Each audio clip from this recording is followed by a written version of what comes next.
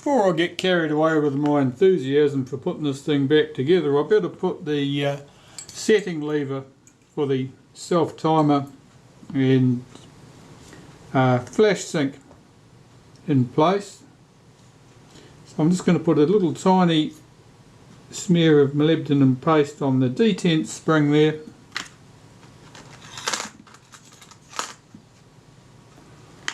and the same on this little serrations on that lever, just to make sure it'll run smoothly, and drop this into place.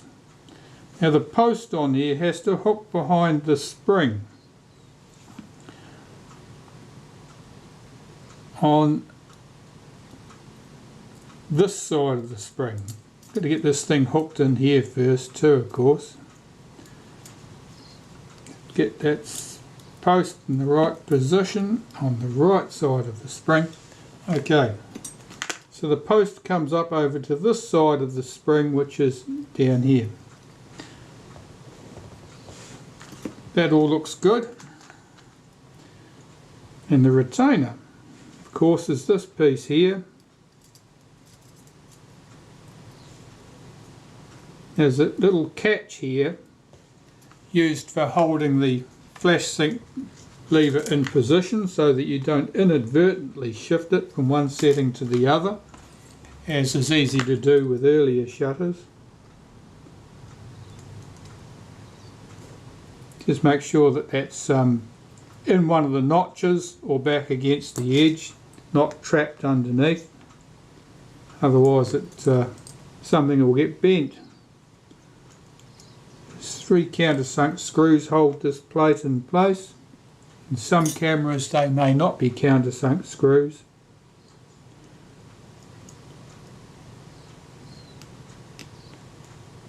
But in this case they are. That's good. That's all in place. Now I can put my retard gear train in position. Let's put this back into my holder. So, first cock the shutter by cocking the mechanism here for the flash sync. Cock the main cam there. That allows me to drop the retard gear train into position. 2 screws hold this. The pivot at this end, it's got quite a large head on that screw. Make sure this lever here is pulled back because it's operated by a tab on the blade actuating ring, and you want it behind that tab, not sitting on top of it where something will get bent. And a single screw at this end. This is the adjustment end, and the shutter speeds are adjusted by swinging. I'll just loosen that up. The adjustments are made by swinging the cam towards the outside of the speed train towards the outside of the case for lesser engagement with the main drive cam, or closer towards the lens tube for greater engagement with the speed cam. So we'll just set it around about in the middle. I notice that screw's a little bit damaged looking. I also noticed that the pin on the retard gear train is quite bent. You can bend that pin slightly in order to adjust speeds. It's not the ideal way to adjust speeds, but it can certainly work well enough. I suspect someone's been a bit enthusiastic bending that. Now let's try the shutter for speed. That certainly runs down smoothly. I'm quite happy with that. And I will fit the delay action or self timer in position. Now this slot here has to go over the pin. Let's see if we can get this seated in position. Just run that down slightly. Make sure this is not, that's better, it's seated properly in the body now.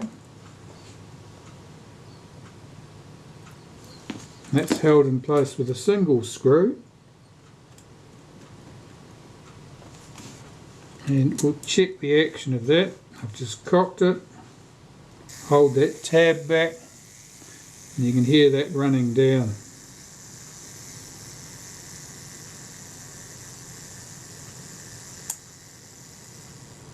And you saw that click, that's when it would have released the shutter had the shutter been cocked.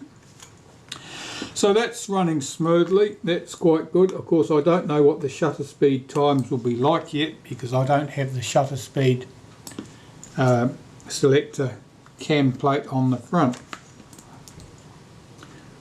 But we're just about there. I'm looking carefully now to make sure that I haven't missed anything of important, making sure that the screws are all tight where they should be.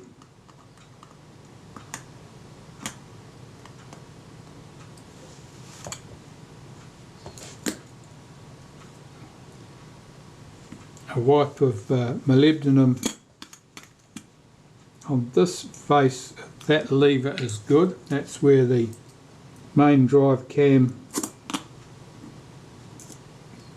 latches into position, and we'll just set that self timer. Release the shutter, it's sitting there now, held back by this tab, which will be pulled back by the self timer, allowing the shutter to complete.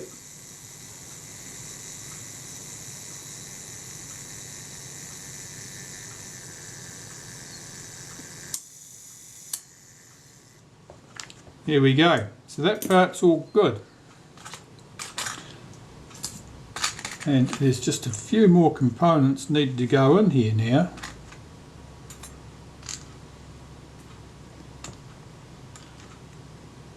Before I close the front of the shutter. Well, that was about an hour's worth of interruptions, but back to the job at hand. Put a smear of molybdenum paste on this cocking shaft, and I think I've got too much on there, so I'll just remove that stuff. It needs a very slight smear and no more.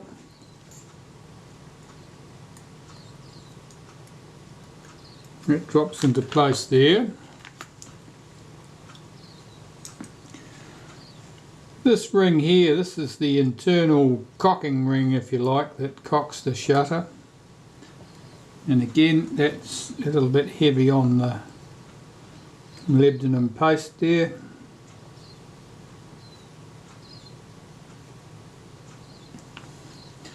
That looks good, and this has to be hooked into place. The spring hooks over this post here.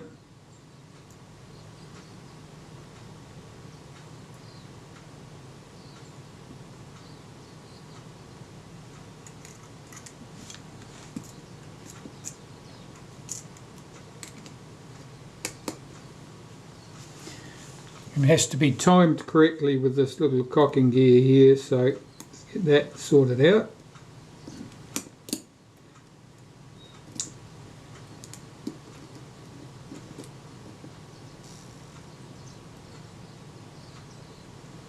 That's correct. And it has to be, it's pulling back, this ring is pulling back on the tab there on the self timer, which would release the self timer, of course, or cause it to run down. This catch holds the shutter in the cocked position.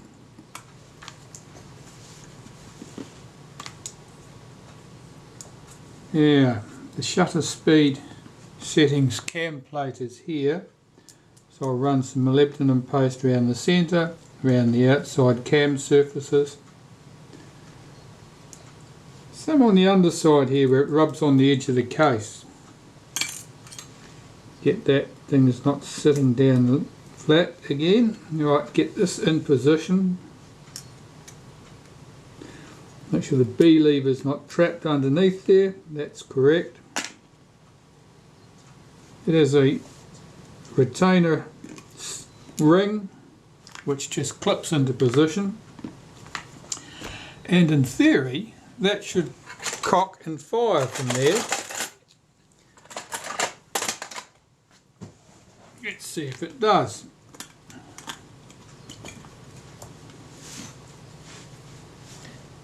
The shutter's cocked from the rear here. Get that in place. We'll set this shutter speed to 1/8 of a second and we'll see what sort of result we get. That wasn't 100 miles away from where it should be. Possibly a bit quick. Let's see what a 15th looks like.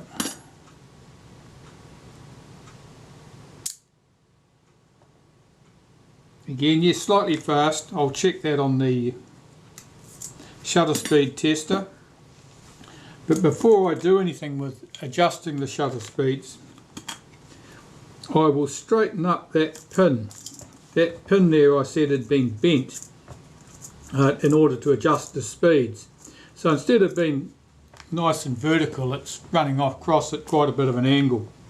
So I want to straighten that up so it's back in a neutral position, and then I will make my adjustments by moving the retard gear train inwards for more engagement with the cam and slower shutter speeds, or outwards for lesser engagement with the cam and so forth, therefore faster shutter speeds. I've got to find the tool to do that. Right, I've straightened that pin up to my satisfaction. I've got a punch here from a watchmaker's staking set, which has got a hole in the centre of it, which is just the right size to run over that pin and allows me to bend it. I'm just going to check the shutter speed again and see how it runs. Certainly fast, which is exactly as I expected. So I'll just move the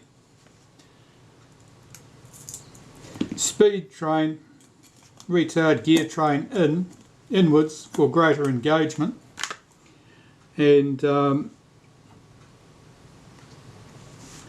should be right. So what I'm going to do is cock that.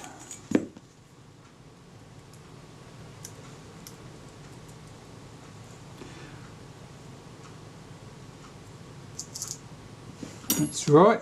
Swing my shutter speed settings cam plate round to the B setting, which allows the lever to drop right across, and it means I've got clear line of sight to that screw below it, which I need to loosen slightly to make my adjustment. I'll swing the plate, the whole gear train slightly inwards. Doesn't want to move, why not?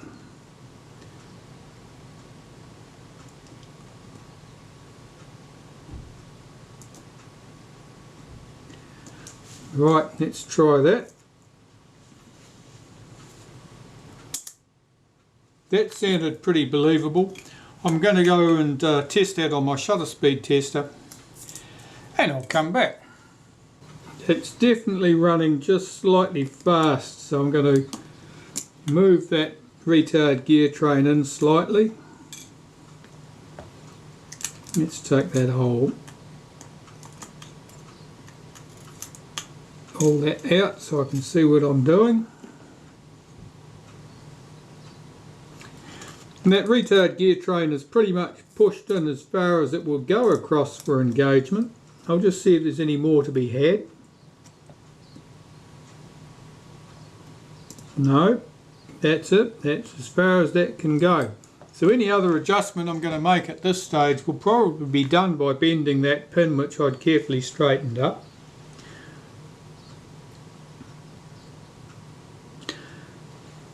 The alternative is to change the loading down at the pallets at this end of the speed train, and that is an exceptionally touchy business. I don't want to go into that unless I absolutely have to. It's very hard to get that exactly right. Basically what I'd be doing is changing the amount of engagement of the pallets with the pallet wheel, and as I say, it's a bit touchy, a bit hard to achieve. Let's put this back together, test my speeds once more, and then I will make my adjustments, if necessary, by bending that pin that I'd carefully straightened up.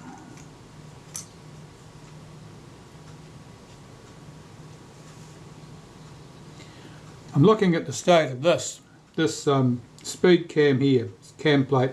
That tab is bent over at an odd angle, so while I'm here I'm going to straighten that up. I'm not sure how that's come to be in that shape. Something's been forced, I would say, at a guess, because it's got quite a sharp bend at that point. See if I can get that squared up to my satisfaction. If I can't get this piece straightened as I want, I'm going to replace that. How would it get like that? Well, probably something's been forced.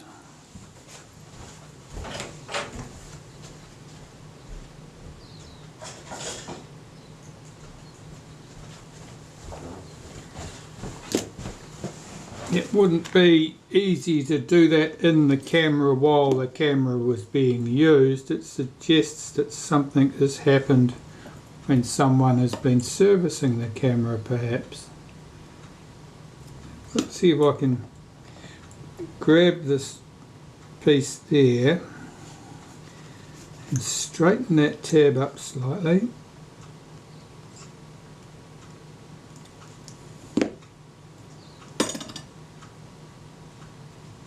That looks better.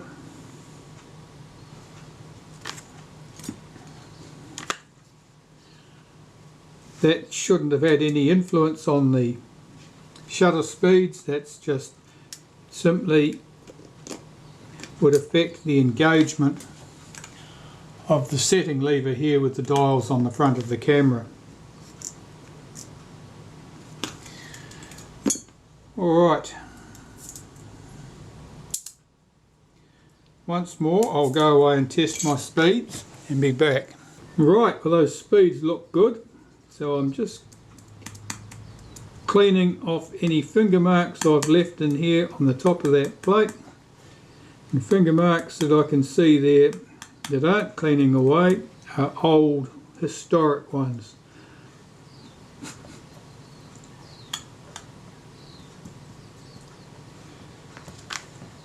And I can put the front, mount that back onto the front piece now.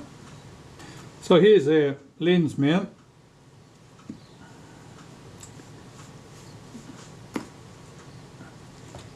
So the front cover goes on there,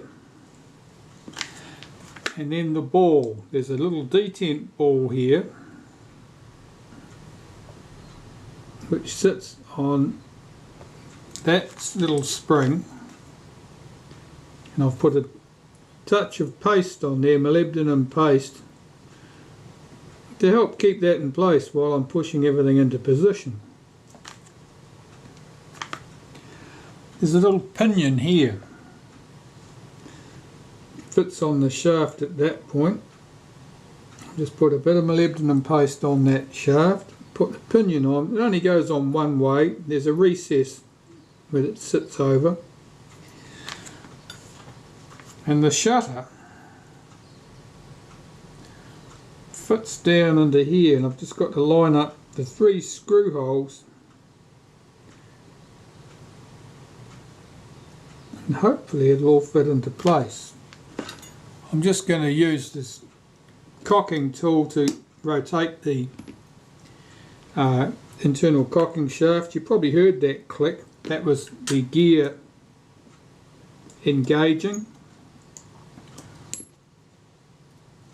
and that allowed it to drop into position correctly. Now I'll get these 3 screws in, and I'm just doing them up lightly.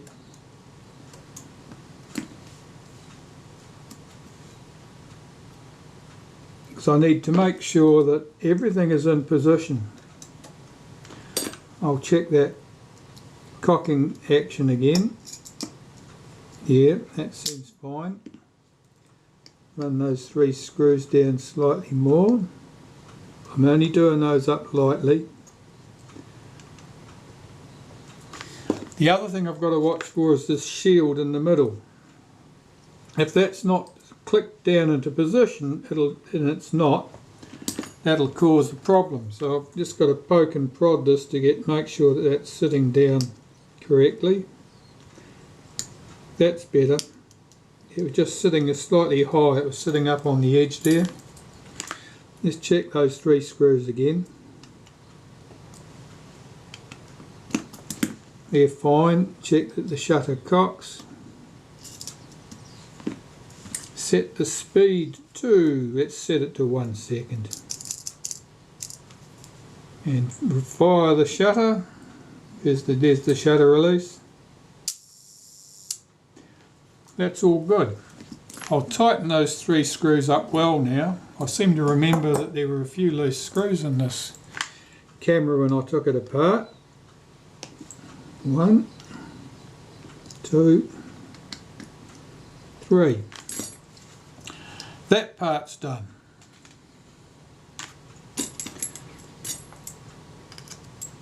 I was checking this front plate. I think I've got that all cleaned and ready to go. That looks pretty good to me.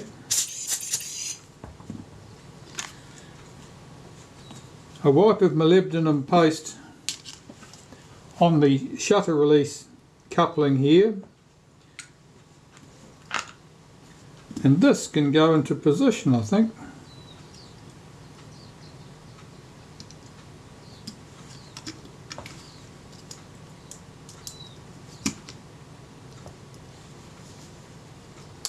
Get the flash contact, make sure that comes up through its slot there, and that the shutter release is coupled, because I can feel the tension on that as it returns under the spring tension.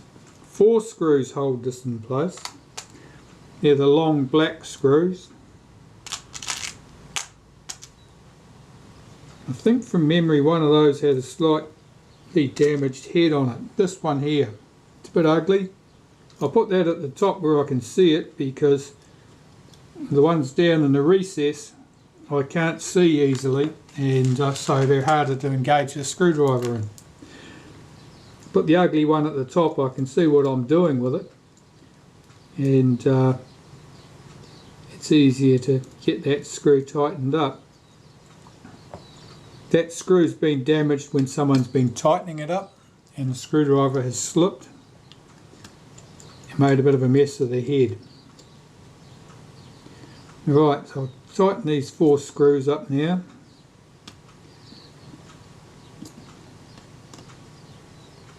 And this last one is the one that's got the damaged slot. I'll be a bit careful. Yeah, the screwdriver just wants to cam out of that. I'll tighten that up.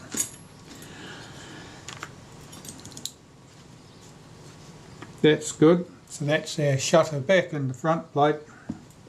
And I need to put all the control levers back in position. So, where shall we start? Oh, let's start with the shutter release on the front of the camera body here. So I'll just give that a light wipe with some molybdenum paste. This can go into position here.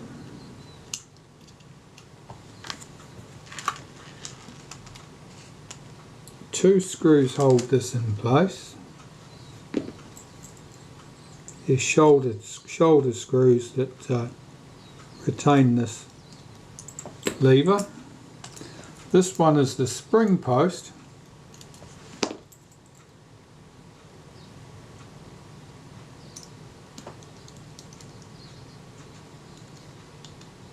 Tighten those up, check that that moves smoothly, and it does.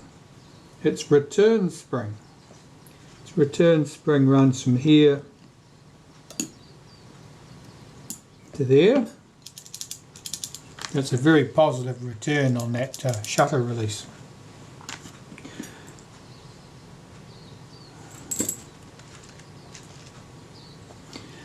Yeah, just a little bit of fluff there, I'll get rid of that. Our cam here operates this lever, and that in turn, when the shutter is cocked or almost cocked, that allows the shutter blades to be fully open to the viewing position. So let's run some molybdenum paste down that edge. Again, I don't need much. Drop that into position. There's a washer, a shim washer between this and the plate behind it. That's in position.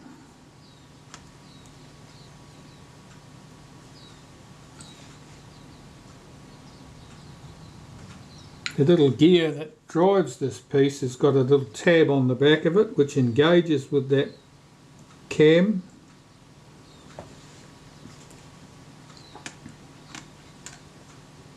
There is another shim washer that sits on the front.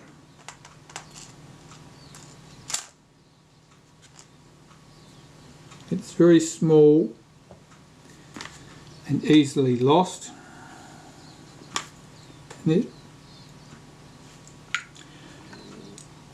This spring here holds everything in position. Excuse me. The reason it has a spring rather than a robust fixture is to allow for movement there.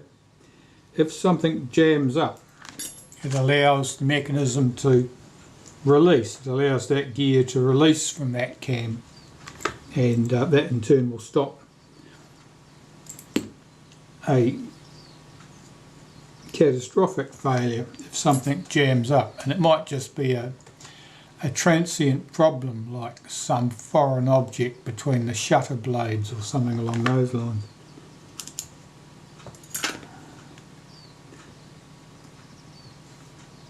That looks good.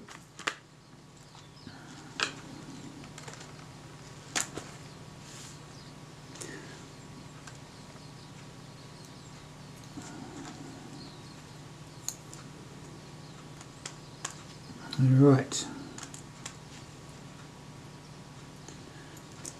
There are two plain washers, spacers or standoffs that sit here and here. They've almost always got some glue on one surface where the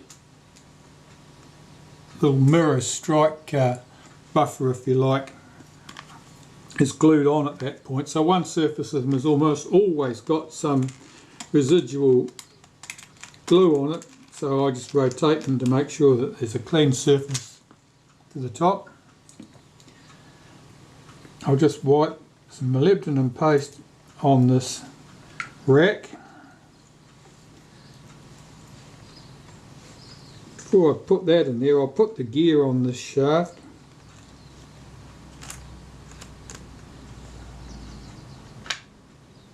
It only fits on one way. It's got a D on the shaft. It's quite positive in its positioning.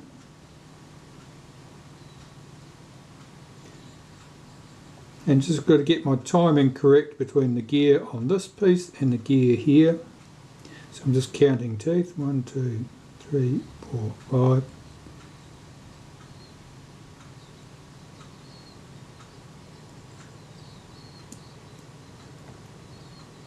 That's it. 1, 2, 3, 4, 5 there. 1 there. That's correct. Now the plate that holds all that together, I'll run some molybdenum paste around the centre where this acts as a support bush for this little gear here.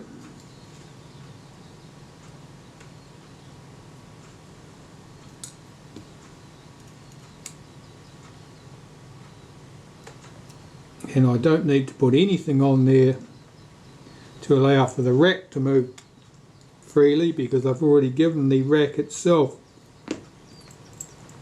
a light white with molybdenum paste. So these two screws go in here.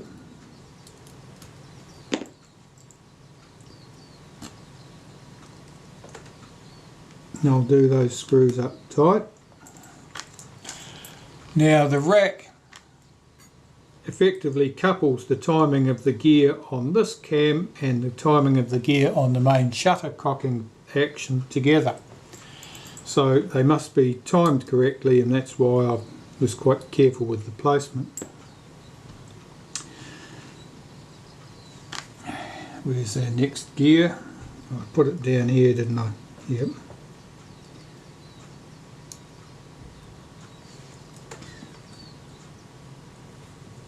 This little wheel transmits the action from the cocking shaft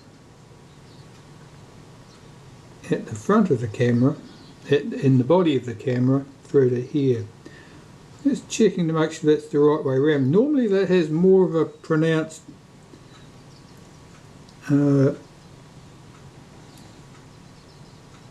clearance on one side than the other. Yeah, that way.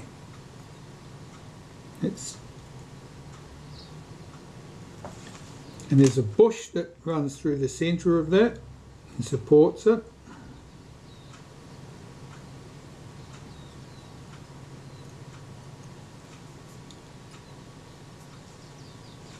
And that's held in place with the screw that runs through this lever and forms the pivot for this lever. I'm just checking this lever closely, checking that it's nice and flat, it's not bent, checking that the little plastic insulator here is not loose. Sometimes that is loose, it's staked in place by having the plastic melted in over the end, and sometimes it just works its way loose, and it is loose. Alright, well, I'll fix that in place with a dot of glue before I go any further.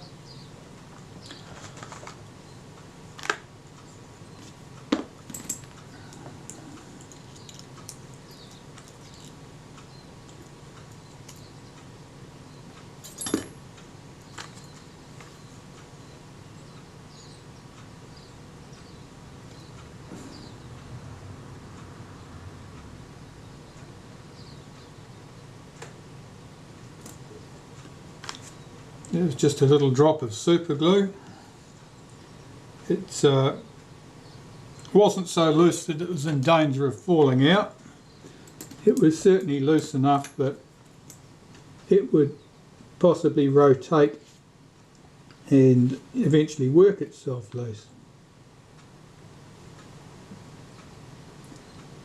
I'll leave that a minute or two to harden up and then fit that in place.